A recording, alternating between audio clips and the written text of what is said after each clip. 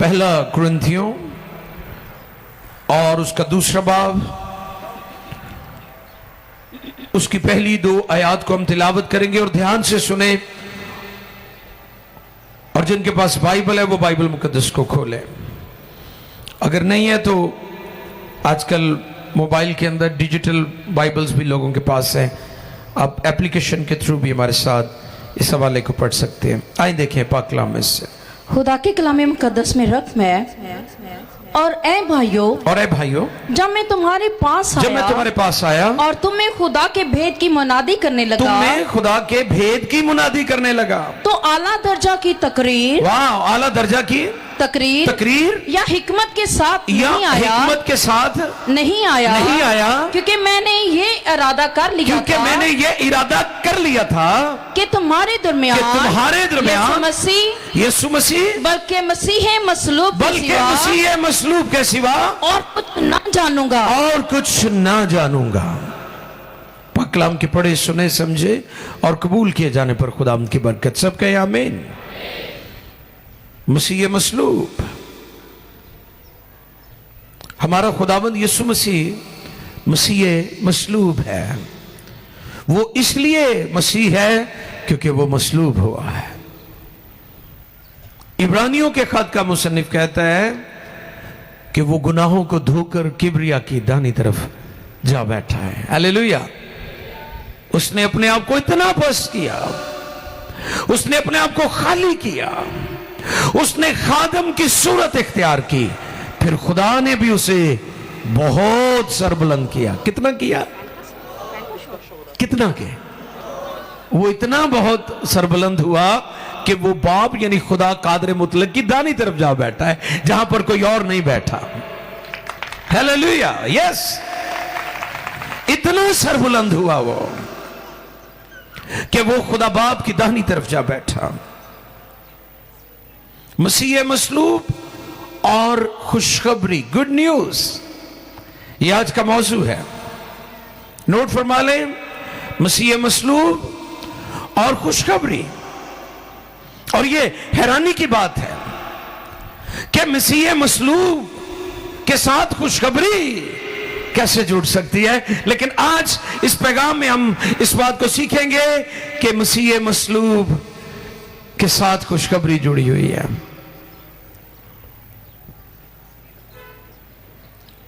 गुनाह बहुत बड़ा मसला है। लोग तो कहते हैं ना, भूख बहुत बड़ा मसला है। हाँ जी, पानी की किल्लत बहुत बड़ा मसला है। कराची में रहने वालों को पता है कि पानी की पाव वेखदा है उत्थे। इत्थे तुसी ते जिदम जिदी खोल के ना हो खोल लेंदे हो टूटी ते वो लक वगदा रहता है, वो पता ही नहीं तुहानू कितना वग गया है। लेकिन कराची में वो लेते हैं टैंकर, मुझे याद है, वहां पर वो बड़े सोच समझ के पानी इस्तेमाल करते, उनको पता है। और पानी के बारे में मैंने पहले भी बताया था कि दुनिया का 98% जो पानी है वो कड़वा है और सिर्फ 2% पानी मीठा है। इसलिए ये खुदा की बहुत बड़ी नेमत है, इसकी कदर किया करें। और वो सिरे जमीन है। बाकी आप देखिए, पानी ज्यादातर समुद्र का पानी कड़वा है, नमकीन है, वो पिया नहीं जा सकता। और दुनिया का सबसे बड़ा मसला गुनाह है, और गुनाह की मजदूरी मौत है। और जब गुनाह दुनिया में आया तो फिर मौत भी आ गई, और उसने नस्ल इंसानी का बहुत ज्यादा नुकसान किया। गुनाह ने हमारा खुदा के साथ ताल्लुक तो खराब किया ही, यानी खुदा के साथ जुदाई होगी, सेपरेट हो गए, सेपरेशन हो गई। हमारे आपस के ताल्लुकात भी मुतासिर हुए। दुनिया में कत्ल गारत शुरू हो गई, दुनिया में इल्जाम तराशी आ गई। अब तेरी तजब्जुब, खौफ, वहशत, दहशत ने कब्जा कर लिया इंसान पर। गुनाह ने बहुत नुकसान किया। और फिर समटाइम्स हम देखते हैं लोग तौबा करके फिर गलतियों की तरफ चले जाते हैं और कहते हो इंसान तो कमजोर है, ये तो खता का पुतला है। मेरे अजीजों, खुदा ने अपने बेटे यीशु के वसीला से हमारे लिए दोनों तरह से शिफा का बंदोबस्त किया। उसके मार खाने से तो हमें शिफा मिली, उसके लहू बहाने से हमें निजात मिली है। सलीब पर हमारी सब जरूरतों को पूरा किया गया है। ये जो सलीब मेरे पीछे आप देख सकते हैं, मेरी लेफ्ट साइड पर भी ये कितनी खूबसूरत डेकोरेशन की गई है, मंजर कशी की गई है कलवरी की। और जिल्लत की मौत समझी जाती थी, आज ये दुनिया में हमारा फख्र है क्योंकि इस पर यीशु मसीह ने जान दी है। और याद रखें, सलीब यीशु के साथ जुड़ने की वजह से आज इसकी शान है। ये लकड़ी मामूली थी, लेकिन यीशु मसीह के साथ जब ये लग गई, उसके बदन के साथ, जो चीज यीशु के साथ जुड़ जाती है फिर वो मामूली से गैर मामूली हो जाती है। और आज ये शान है, आज ये हमारा फख्र है। और इसलिए तो पौलुस रसूल ने कहा था, सलीब का पैगाम हलाक होने वालों के नजदीक तो बेवकूफी है, मगर हम निजात पाने वालों के नजदीक। पौलुस रसूल ने सलीब के निशान की बात नहीं की, सलीब के पैगाम की बात की है। इसको जरा समझे। मैं देखता हूं लोगों ने सलीब को जेवर के तौर पर इस्तेमाल करना शुरू कर दिया। यह बड़ी गौरतलब बात है। कई लोग सलीब के कांटे पहनती हैं हमारी खवातीन जो है, और मुझे तो बड़ा अफसोस होता है ये सूरत देखकर कि आप सलीब पर जो कुछ हुआ है उसको अंडरस्टैंड ही नहीं कर रहे। ये जेवर है, ये जेवर नहीं है, ये तो हलाक होने वालों को और निजात पाने वालों के दरमियान फर्क को जाहिर करती है।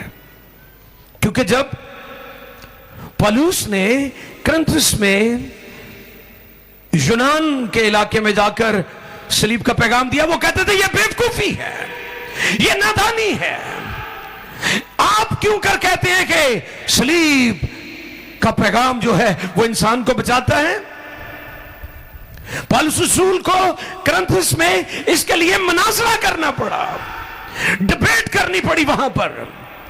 और उसने सिर्फ सलीब ही की बात नहीं की, उसने यीशु मसीह की खाली कब्र की भी बात की है। क्योंकि जब वो सलीब की बात करता था तो उन्हें बेवकूफी और नादानी नजर आती थी, लेकिन जब उसने खाली कब्र की बात की तो फिर उन्हें पता चला कि तस्वीर का दूसरा रुख क्या है। और आज भी दुनिया को जानने और समझने की जरूरत है जो सलीब को अंडरस्टैंड नहीं करते। सलीब पर हमारी हर एक जरूरत पूरी हुई। जब हम कलाम खुदा में से पतरस रसूल की मार्फत लिखा गया पहला खत दूसरे बाब की 24वीं आयते मुकद्दसा को पढ़ते हैं। आइए देखिए जरा वहां पर पतरस रसूल इसके बारे में क्या फरमाते हैं। सुने गौर से। चंद एक हवाला जात हम जरूर आज पढ़ेंगे क्योंकि आज का पैगाम थोड़ा सा लंबा हो सकता है, लेकिन मैं चाहता हूं कि आप पैगाम को सुने। आए गौर करें। पतरस का पहला खत दूसरे बाब की 24वीं आयते मुकद्दसा को हम पढ़ेंगे। पहला पतरस दूसरा बाब 24वीं आयते मुकद्दसा। जी। वो आप हमारे गुनाहों को अपने बदन पर लिए हुए सलीब पर चढ़ गया ताकि हम गुनाहों के एतबार से मरकर रासबाजी के एतबार से जिए और उसी के मार खाने से तुमने शिफा पाई। हालेलुया। हमें रासबाजी भी मिल गई और हमें शिफा भी मिल गई, इसलिए उसकी मसलूबियत के साथ खुशखबरी जुड़ी हुई है। उसकी मसलूबियत याद रखें। आज बेशुमार लोग इन डेज को अफसोस के तौर पर मनाते हैं। पिछले दिनों लाहौर के एक फादर की मुझे बहुत अच्छी बात लगी। उन्होंने कहा गुड फ्राइडे पर कोई काले कपड़े पहनकर इबादत में ना आए, क्योंकि ये यौम सोग नहीं, यौम आजादी है। हालेलुया। खुदा की शुक्रगुजारी करते हैं कि लोग अब सच्चाई को बयान कर रहे हैं। और फिर कलम खुदा में से जब हम कुरिन्थियों की कलीसिया को लिखा गया पहला खत 15वें बाब की 3री आयत मुकद्दसा पढ़ते हैं और देखिए इस हवाले को भी खुदा के कलाम में से, फिर हम आगे बढ़ते हैं। पहला कुरिन्थियों 15वें बाब की 3री आयत मुकद्दसा। अगर बहनें बैठे बैठे एक एक कदम आगे हो जाए तो मेहरबानी होगी, ताकि पीछे बहनों को जगह मिल जाए। जिशान बहनों को आगे करें थोड़ा सा। चुनाचा मैंने सबसे पहले, हाँ जी, तुमको वही बात पहुंचा दी, तुमको वही बात पहुंचा दी जो मुझे पहुंची थी, कि मसीह किताब मुकद्दस हाँ, ये एक और तलब बात है। मसीह किताब मुकद्दस के मुताबिक हमारे गुनाहों के लिए मुआ। किताब मुकद्दस से मुराद क्या है? किताब मुकद्दस से मुराद पुराना अहदनामा है। क्या जी? पुराना अहदनामा। अंबिया अकबर, अंबिया असगर, तमाम अंबिया जो पुराने अहद में थे, वो यीशु की मसलूबियत के बारे में पैगाम देते रहे, नबूवतें करते रहे, प्रेडिक्शन करते रहे, पेशन गोइयां करते रहे। और मेरे अजीजों, रसूल ने कुरिन्थियों में ये बात वहां पर उनको कही कि यीशु मसीह किताब मुकद्दस के मुताबिक फिर हमारे गुनाहों के लिए मुआ और दफन हुआ और तीसरे दिन किताब मुकद्दस के मुताबिक जी उठा। हालेलुया। पौलुस रसूल ने कुरिन्थियों में इस बात की मुनादी की। और फिर शुरू में मैंने आपको टॉपिक लिखवाया था, मसीह मसलूब और खुशखबरी। मसीह मसलूब और खुशखबरी। अब हम देखेंगे पाक कलाम में से दफन किए जाने पर खुशखबरी। अच्छा, ये अल्फाज बड़े हैरान कुन है कि दफन किए जाने की खुशखबरी कैसे हो सकती है ना? मैं जब ये लिख रहा था तो मेरे लिए थोड़ा हैरान कुन था। आपके लिए भी हैरान कुन है कि नहीं भाई? ये थोड़ा तुसी भी हो जाता कि पीछे मेरे बहुत सारे भाई खड़े ने और मुझे नहीं अच्छा लगता। अब देखिए, मैं यहां से खड़ा होकर सबको देखता हूं। ठीक है, प्लीज आ जाए। थैंक यू, शुक्रिया। मैं आपको तकलीफ दे रहा हूं भाई, वो बैठ जाइएगा। मैंने आपके लिए जगह बनवाई है, आपने बैठ जाना है। Thank you. दफन होने की खुशखबरी। अब ये दफन होने की खुशखबरी क्या है? मत्ती 27, 60 और 61 ये 2 आयत हैं। फिर लूका 23, 55 है। ये नोट कर लें, बाद में आप घर में जाकर पढ़ सकते हैं। यीशु मसीह की जो कफन दफन है, उस मौका पर मेरे सामने 4 करैक्टर जो हैं वो बड़े अहम हैं। नंबर 1, वो कदसा मरियम का किरदार कि वो वहां पर खड़ी रही है।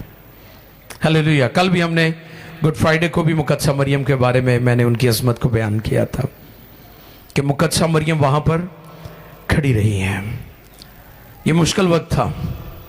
अब देखिए, शागिर्द खौफ की वजह से घरों में रुके हुए थे, लेकिन मुकद्दसा मरियम वहां पर, जो हमारे खुदावंद की मां भी है, खड़ी है।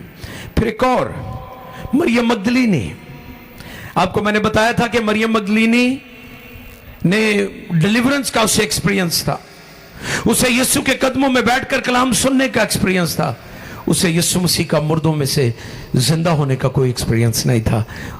उसने जब इस एक्सपीरियंस को तजर्बा उसे हुआ, उसे ये गुड न्यूज मिली, तो उसकी जिंदगी अक्सर बदल गई। और फिर यूसुफ अरमतिया का। और फिर एक और, आपको पता है, एक सरदार था यहूदी जिसको यीशु मसीह ने जाकर तालीम दी थी। क्या नाम था उसका? हाँ, निकोदेमस।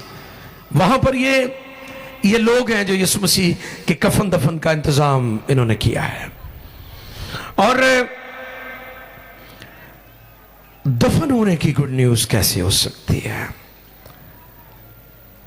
कलाम खुदा में लिखा है कि यीशु मसीह जो है वो नीचे के इलाका में उतरा था।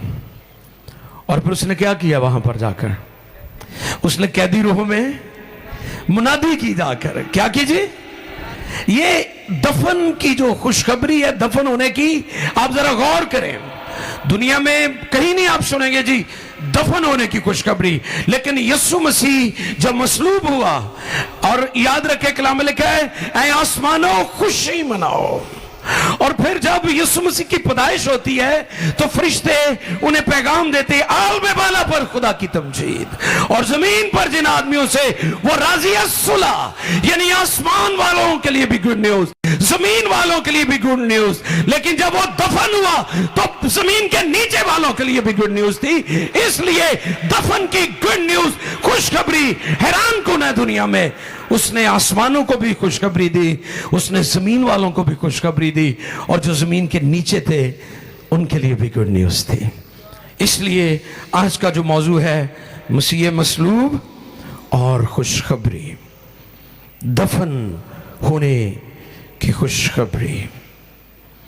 एक और बड़ी गौरतलब बात है, लोग कहते हैं हमने यीशु की कब्र की ज़ियारत की है। मैं आसिफ भाई के साथ आज सुबह बात कर रहा था कि वो कब्र यीशु की नहीं थी। सुने गौर से, आज तक लोग यही कहते हैं यीशु, हाल वो रहे थे वहां पर 3 दिन, ये ठीक है बात, लेकिन वो कब्र वो यूसुफ अरमतिया का बाशिंदा था, उसकी थी। यीशु जानते थे, आपको पता है यहूदियों में दस्तूर था कि वो कब्र पहले से तैयार कर लेते थे। उनकी जो कब्रें होती थी, ही इज नॉट हियर, वो यहां नहीं है, वो आसमान पर बाप की दानी तरफ जा बैठा है। हालेलुया। यीशु मसीह की मौत, उसकी सलीब, उसका कफारा, ना कि आसमानों पर खुशखबरी, ना कि जमीन पर खुशखबरी, बल्कि जमीन के नीचे वालों के लिए भी खुशखबरी है। इसलिए दफन की खुशखबरी भी हमारे पास है। फिर एक और खुशखबरी है। डाकू कितने थे? हैं? दोबारा बताएं मुझे, ये भी मैं चाहता हूं आप तक बात पहुंचे। थोड़ी आवाज आ रही, बाकी डर के कह रहे हैं। कितने डाकू थे? एक्चुअली डाकू 3 थे। तीसरे डाकू का नाम बराबा था। कितने डाकू थे? अच्छा, ये ना कहो कि भाई साहब कहते सी यीशु मसीह दरम्यान जिसन तो 3 होर डाकू सन जेडे मसलूब। नहीं नहीं, मैं इस बात को बयान करना चाहता हूं, ये समझने वाली बात है।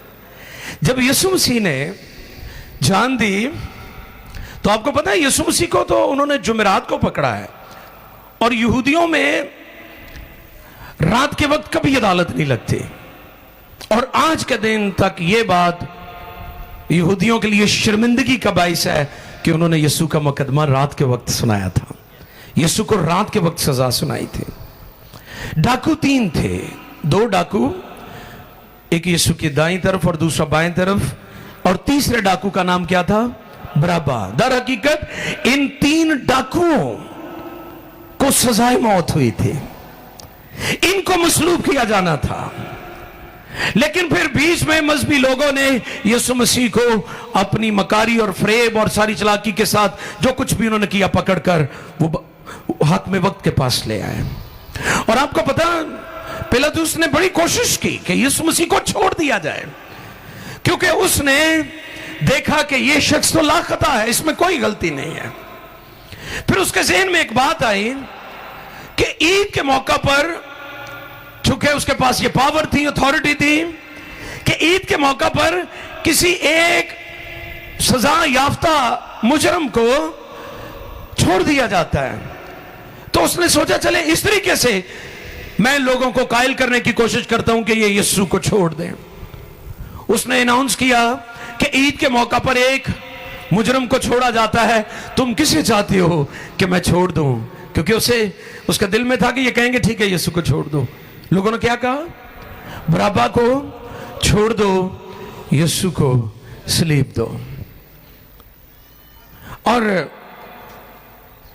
फिर ऐसे ही हुआ। उसने, बादशाह ने अपने हाथ धो लिए और यीशु मसीह की मसलूबियत का फरमान जारी हो गया। और मैं गौर कर रहा था, शायद ऐसे ना हो, लेकिन मैं सोच रहा था कि जब बराबा को वो जिस जेल में, प्रिजन में बंद होगा, लेने के लिए गए होंगे, तो बराबर तो कांप रहा होगा ना कि भाई, क्योंकि जब किसी डेथ सेल में, चूंकि मैंने खिदमत के लिए जो जेलें हैं वहां पर मैं जाता रहा हूं, डेथ सेल जो होता है, सजाए मौत का जो कैदी होता है, वो आधा ज़हनी तवाज़ुन खो बैठा होता है सोच सोच कर। जब बराबा के पास पुलिस इंतजामिया गई होगी उसको लेने के लिए, तो हो सकता है वो कांप रहा हो कि आज मेरी फांसी का, मेरी मौत का दिन है। लेकिन जब वो उसे लेकर आए होंगे और उसे आकर कहा होगा कि बराबा तेरी जगह किसी और को सजा सुना दी गई है, वो हैरान हुआ होगा। ये मैं सोचता हूं, और मुमकिन है कि वो उस जगह पर भी गया हो जहां पर यीशु मसलूब हुआ था, और वो गौर कर रहा होगा कि ये वो शख्स है जिसने मेरी खातिर अपनी जान दे दी है, ये मेरी खातिर मसलूब हुआ है। वो दोनों डाकुओं को जो उसके साथी थे, जो उसके साथ मिलकर जुर्म करते होंगे, उनको भी देख रहा होगा, और वो यीशु को भी देख रहा होगा। मेरे अजीजों, ये खुशखबरी, मसीह मसलूब की खुशखबरी डाकुओं के लिए भी खुशखबरी है कि उस डाकू को बचा लिया गया था, यीशु उसकी जगह मसलूब हुआ है।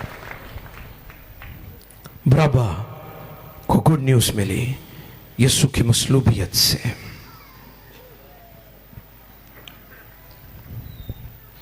और फिर ना कि बराबा के लिए यीशु ने जान दी, यीशु ने सारी दुनिया के लिए जान दी है। हालेलुया। वो सारी दुनिया का निजात देंदा है। गुनाह आलमगीर है, अल मसीह का कफारा भी आलमगीर है। एक और बात है जो बड़ी गौर तलब है यीशु मसीह की मसलूबियत के ताल्लुक से। लिखा है उसकी स्लीब पर एक कतबा लिखा हुआ था। क्या लिखा था उसके ऊपर? और ये इल्जाम भी था, फतवा भी उन्होंने दिया था कि ये कुफर बकता है, ये अपने आप को खुदा का बेटा कहता है, ये अपने आप को खुदा के बराबर, और यहां तक ये अपने आप को यहूदियों का बादशाह भी कहता है। और उसके वो इल्जाम ऊपर ही लगा दिया लिखकर। और बादशाह ने भी यीशु से पूछा था, क्या तू यहूदियों का बादशाह है? अच्छा, खुदाम यीशु ने कहा था कि मेरी बादशाही दुनिया की, मेरी बादशाही दुनिया की बादशाही नहीं है। अगर मेरी बादशाही दुनिया की होती तो मेरे शागिर्द, हाँ जी, की कर दे, लड़ दे।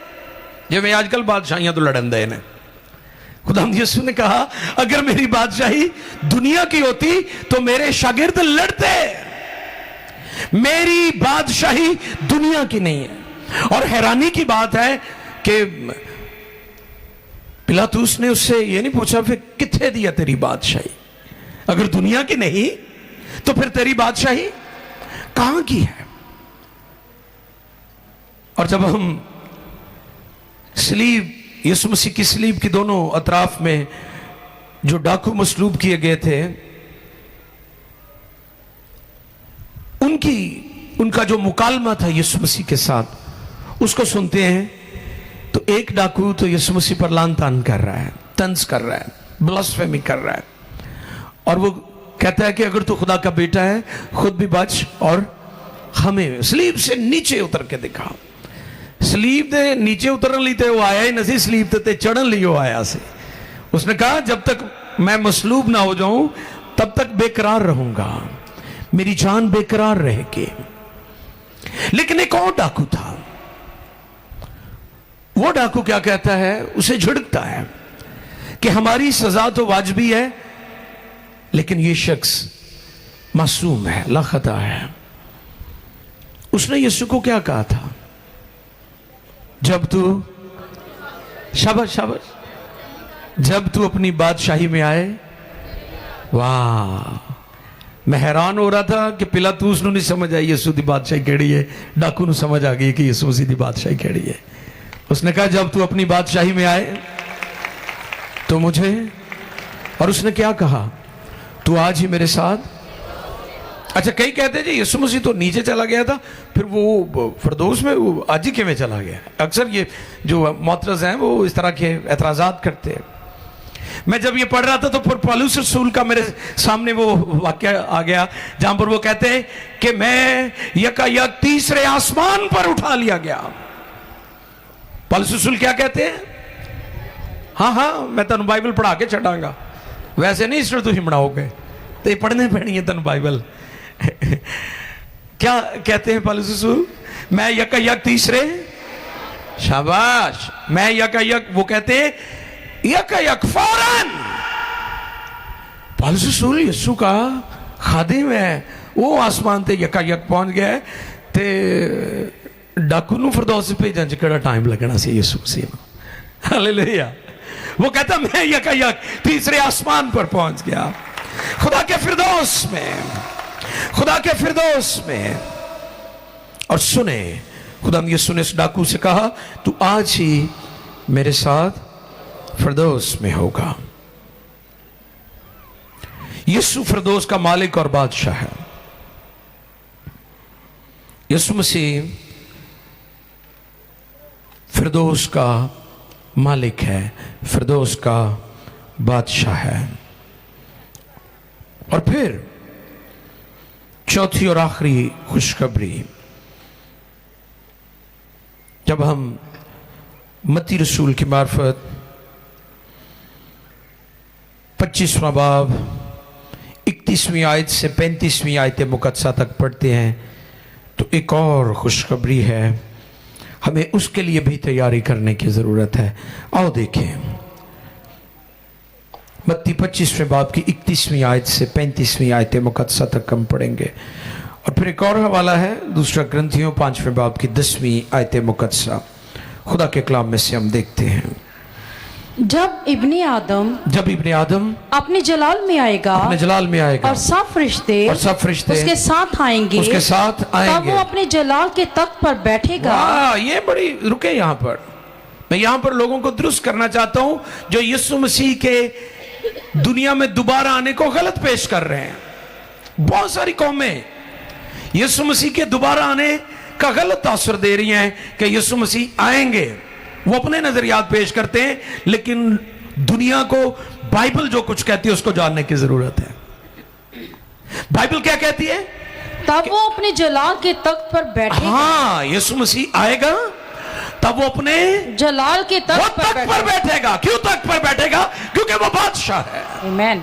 वो किंग है, वो जज है, वो मुंसिफ है, वो दुनिया की अदालत करने को आएगा। और फिर क्या होगा?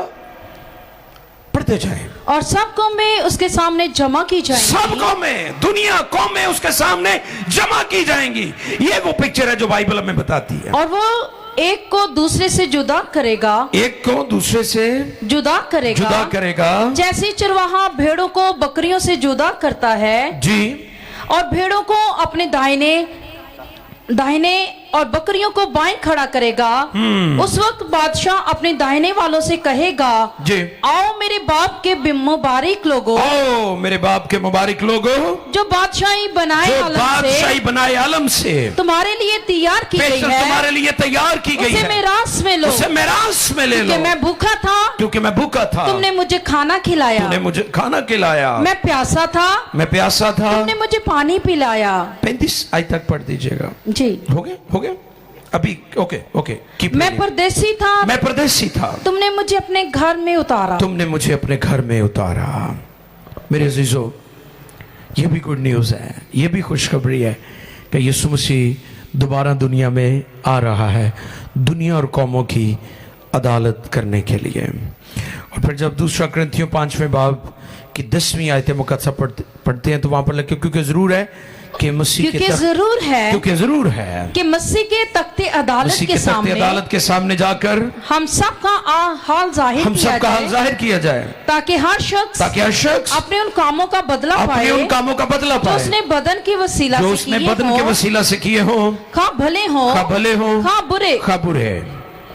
अजीजों, हमें उसकी किंगडम के लिए, उसकी बादशाहत के लिए अपने आप को तैयार करना है। आमीन।